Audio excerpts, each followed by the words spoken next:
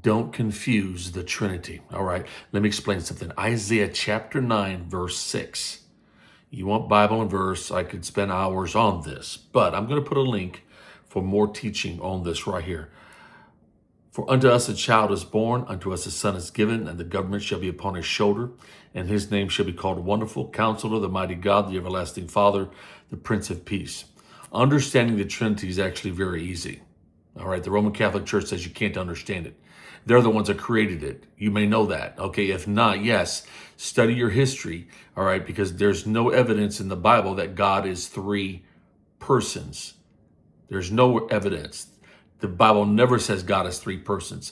What you're doing is you are mistaking manifestations for persons. You're confusing offices for a person. Because I'm a father, it doesn't mean I'm one person, and then when I'm a son, I'm another person. I'm a husband, I'm a third person. Those are offices. Those are titles. So God is the Father in creation, the Son in redemption, and the Holy Ghost living within. But God is one, different manifestations, not different persons. For unto us a child is born, that's Jesus. Unto us a son is given to die upon the cross. This was spoken hundreds of years before Jesus was even born, before he was manifest in the flesh. 1 Timothy 3:16. So the son was given. All right, Isaiah prophesied. He didn't know the full detail. And the government shall be upon his shoulder, and his name shall be called Wonderful. He didn't say his name is Jesus here because the name Jesus was not given in the Old Testament. Just like the word Jehovah is not in your New Testament because Jesus is the Jehovah of your Old Testament. His name shall be called Wonderful. Isn't the name Jesus wonderful? I mean, can you agree with that? Can you agree that the name Jesus is absolutely wonderful? His name shall be called Counselor. Would you say that the name Jesus is the Counselor? See, it identifies the name. His name shall be called Wonderful. His name shall be called Counselor. His name shall be the Mighty God, the Mighty God. What kind of a God is Jesus?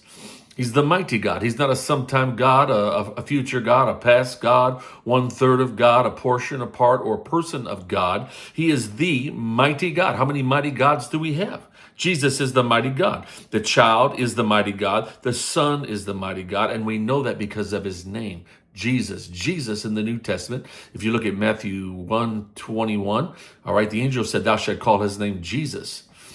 All right, the name Jesus actually means, look, check this out before you get all hairy. The name Jesus means Jehovah has become salvation. Wow. All right, play that again. Roll that back. All right, because 1 Timothy 3:16 says God was manifest in the flesh. All right, so who is Jesus? He's the wonderful. He's wonderful. He's the Counselor. He's the mighty God. He's the everlasting Father. How long is Jesus the everlasting Father? He always was, he always will be the everlasting Father. What kind of a Father? The everlasting.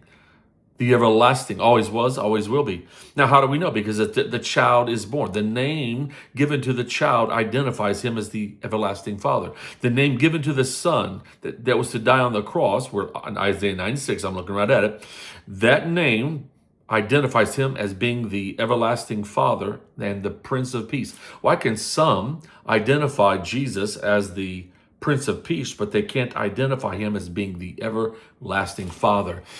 Thomas said, Lord, show us the Father.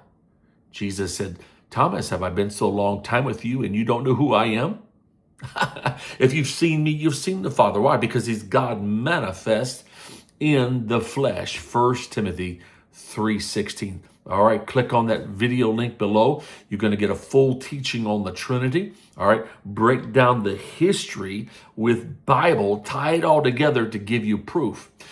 Bible's enough. It should be enough, but tie in the history, and that helps us sometimes go a little deeper in understanding. All right, I hope you see it. Be sure to comment and like this video.